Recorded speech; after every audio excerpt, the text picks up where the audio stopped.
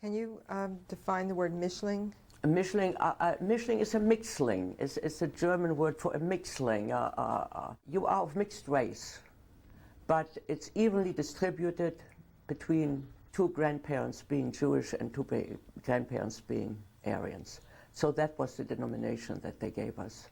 Half Aryans, half Jews. It was a term that was interchangeable, because since Hitler was not interested in the religion of the people, but he considered the Jews an undesirable race.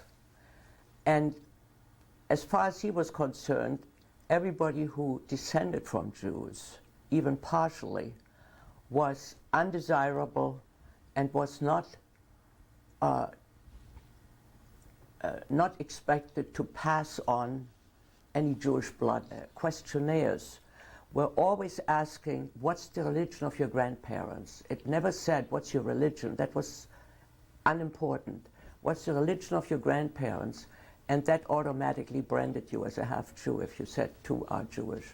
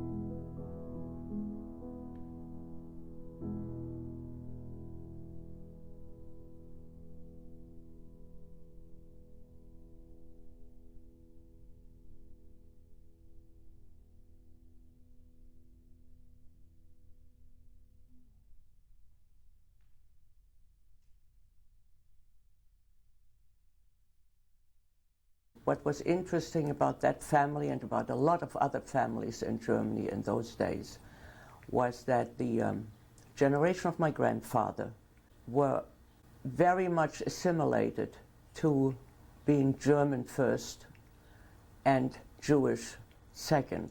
A lot of people, when they talk about the Holocaust, they talk about the Auschwitz, they talk about the concentration camp, they talk about the gas chambers, they talk about mistreatment of Jews, and so forth. But when you tell them about the story of the Mischlinge, they pop out their eyes and they don't know what we have in mind. But this is Mischlinge is something that bedeviled the Nazis themselves. They didn't even they didn't know how to handle that. But they thought it was of the greatest importance for them to solve the problem of Mischlinge. So what's the word Mischlinge? It's a German word. It's no longer used. It's no longer employed. If you check a German dictionary today, I doubt whether you'll find the word itself. It's a Nazi word, which implies people who are mixed half-breeds. They're not this and they're not that. Now, what do I mean by that? The Nazis divided the human races genetically by blood, based on racial theories which were common in those days.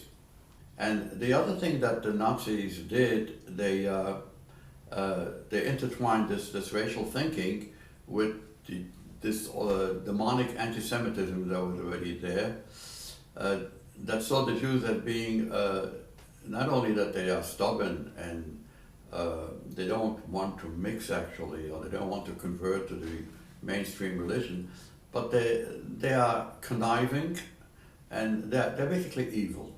There's something evil about the Jews, but since they are few and since they know that there's something wrong with them, then they're making all the kinds of efforts to get over that by controlling the superior races. Conspiracies like the Protocols of the Elders of Zion. Okay, the Jews want to dominate the world. How do they do that? Several ways. One way is by getting their hands on the financial markets of the world, by controlling the money. Number two is by causing the nations of the world to go to war with each other, and by financing these wars, because without money you cannot go to war. And number three is, since their blood is contaminated, is bad, then they try to marry with Aryans in order, it's like a medicine, it's like an injection, in order to better their blood contents. And that is dangerous because that causes a bastardization. That's the term that they use, a bastardization of their offspring. So what we have to do, they said, the Nazis, is first of all, we have to remove the Jews from our midst, if we can, and prevent the Jews from having any kind of sexual relations with Aryans, okay? From Jews from contaminating the pure Aryan blood. So they went one step was the Nuremberg Laws of 1935, which forbade marriage between Jews and non-Jews and forbade Jews from having sexual relations with members of the Aryan race. The Aryans are the Germans, the Scandinavians, and the Dutch. They were considered as part of the Aryan family. All right, so they were satisfied with this, and then they realized they got a bigger problem on their hand, because before Hitler came to power, there was a lot of assimilation in Germany, and thousands and thousands and thousands of Jews had intermarried with non-Jews. Some of them intermarried and they remained Jews. Some of them intermarried and they converted out. So there were tens of thousands of Jews who had converted. They've been baptized, and they're going to church. Some of them were ministers, but they were born Jewish. So the Nazis, this was no problem to them. They decided anyone who was born Jewish, as far as we're concerned, he's a Jew. We don't care if he practices any other religion. We don't care if he's a priest or that. He's a Jew, and he can practice any kind of religion. How do we define a Jew? And the answer was, well, anyone, we were going by their grandparents. Anyone who had 4 Jewish known grandparents, whether religious practicing or not, whether they were registered with the Jewish community or not, but they were known. Anyone who has 4 known Jewish grandparents is a Jew, period. Then they took it a step further. Anyone who has 3 known Jewish grandparents, 3, that too is a Jew, period. Nothing can be done about it. The big problem was if a person has 2 Jewish grandparents and 2 Aryan grandparents, or if a person has 1 Jewish grandparents but 3 Aryan grandparents, then this is what they did. A person who has 2 and 2, he is a Michelin grade A. Grade A, he's 50-50. A person who has 3 Aryan grandparents and 1 Jewish grandparent, he's a Michelin grade B. Now most of these Michelin people were not practicing Jews. Some of them didn't even know that they had Jewish blood in them, especially someone who had 1 Jewish grandparent and 3 non-Jewish grandparents. He may have been baptized in the church. He may not even have known that he has that one of his grandparents was Jewish. We are on the list, you know. Maybe 3 months, 6 months, 8 months. Our day was coming. Right. That's Yeah. 100%. It was a law.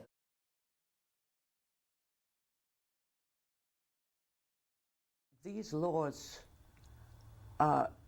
were passed gradually. They were passed for the Jews in 1933. For the Michelin, they appeared in 1940. At that time, the half-Jews, the Michelinger, had been drafted into the army when the war had started in 1939. And my brother, who was there together with a friend from Breslau, who was a non-Aryan, not a half-Aryan, but a non-Aryan. So he fled over the Pyrenees to Spain, and from Spain he went to England and saved his life this way. My brother did not dare do that. He wanted to. But since he thought and he knew that he was supposed to go into the army, he was afraid that Hitler or the Nazis would take it out on his family if he, as a German potential soldier, is fleeing into another country and is not coming back. So he came back. And they had just passed another law. There was a new law, they didn't want them anymore, so they sent them back, and they did not draft any new ones. But it was a slow degradation of the lifestyle. It was going from worse to worse. Her brother had contracted tuberculosis in an internment camp in France and recovered well in a sanatorium in Germany. He was on his way to a summer hotel job near the Swiss border, but he disappeared en route. They reported him missing. The trains were regularly raided by the military and the Gestapo. So one of the two, I'm not sure which, probably the Gestapo, saw his military pass that he had, which identified him as a half-Jew. He was a tall, blonde guy and stuck out in those days in 1943, like a sore thumb, not being in uniform and fighting for his fatherland. So somebody didn't like that, took him out of the train. He was passed from Gestapo prison to Gestapo prison until they anonymously received a phone call that he was in Breslau. Each of them, including her non-Aryan mother, went to the prison to petition for his release. Finally, one officer told Rosemary that if she came back the next week, he might have some information. And then he looked in his files and he said, "Your brother has been shipped to Auschwitz." So I immediately got in touch with my parents, and my father got on the train to go to Auschwitz. And rescue his son. Well, he never got to Auschwitz, of course. I mean, they didn't allow tourists or regular persons to get there. So he came back, and then we got a letter from my brother. He was allowed to write. We have 2 letters from Auschwitz. And in the last one that was dated the 4th of July, he did not write the letter himself. It was written in some other's handwriting, but he signed it. And it said, the news about John, or some other name, about his TB breaking out again is very sad, and I hope that he will recover. And we, of course, knew that he was talking about himself. And then several weeks later, my father was ordered to the Gestapo in Breslau and was handed a death certificate that was dated the 8th of July. So he died on the 8th of July, supposedly.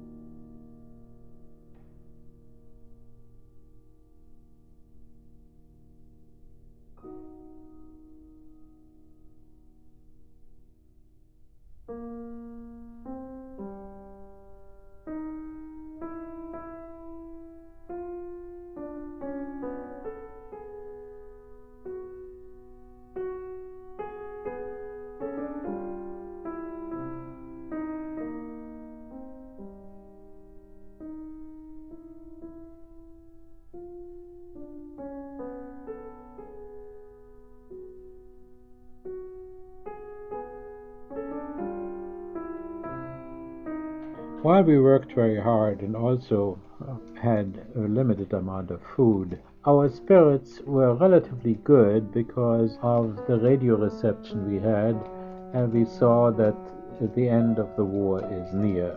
When the Russians were as close so that we could hear the cannons, our guards as well as we decided to move further west, and our guards put us into a heavily wired prison camp, and we thought we were caught in a bad position. We tested the wires and the barbed fences and found out they were not electrified, so we slept the night there and then went as a group further west. By that time we walked through forests and heavy snow, and it was physically very draining after the hard work at the camp to keep on marching through the snow. And anyway, I went onto a freight car and I collapsed. For 3 days I was on the freight car and I don't know anything what happened there. Anyway, it wound up to be to go to Vienna, around Czechoslovakia. When the Russians came again, so we all found a bicycle each, 4 bicycles, and a little cart about that size, for all our things on top there, including a typewriter. We needed a typewriter, obviously we needed a typewriter.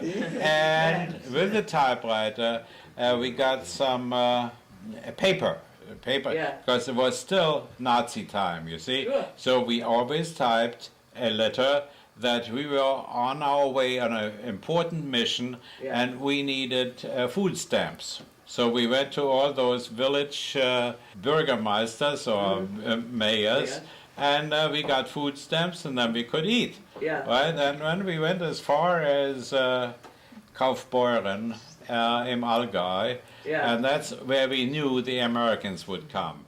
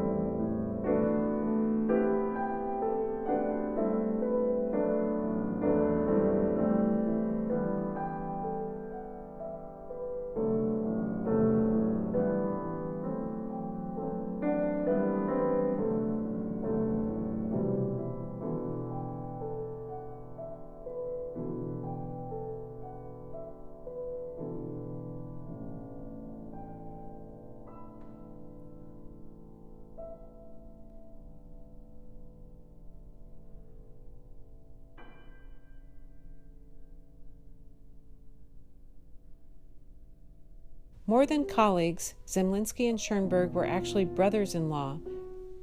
Schoenberg was married to Zemlinsky's sister.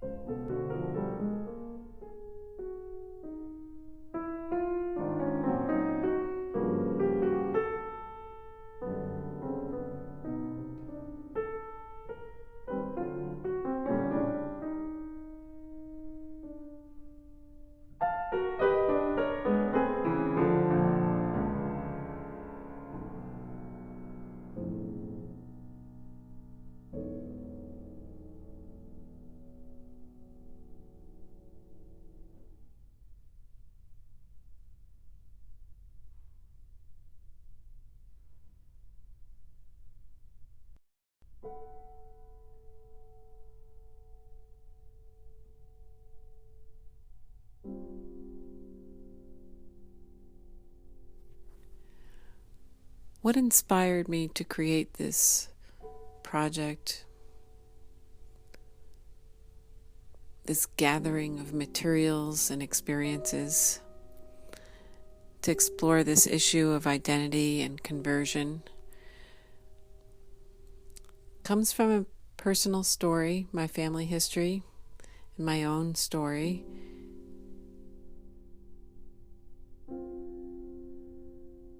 I hope to inspire my audience to think of these things for themselves in their own families, in their own interior lives. What does it mean to be who we are? How can we see each other in a more compassionate light